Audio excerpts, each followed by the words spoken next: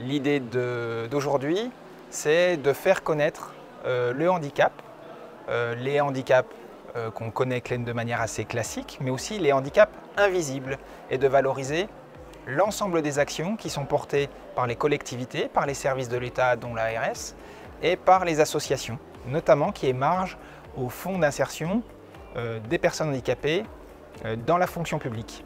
C'est le Tour de France, notamment de la directrice adjointe, Madame Baudouin, du FIPHFP. L'objet de sa venue, c'est de valoriser toutes les actions de reconnaissance du handicap invisible. Le handicap invisible se caractérise par beaucoup d'éléments.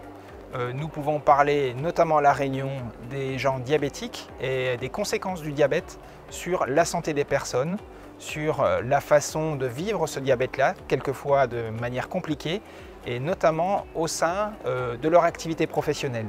Il faut par conséquent que les employeurs puissent prendre en compte ce handicap invisible dans le cadre des attributions qui sont données aux employés touchés par ces handicaps invisibles. Il reste beaucoup de choses à faire. Déjà, faire comprendre à tout le monde que les handicaps invisibles existent, qu'ils sont bien présents, qu'ils touchent beaucoup de monde.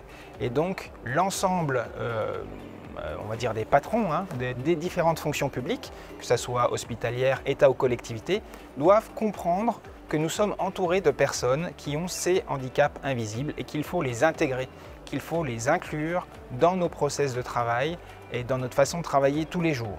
C'est important parce qu'il ne faut pas mettre de côté ces personnes-là qui représentent une majorité de personnes et qui, en plus, peuvent nous-mêmes nous concerner.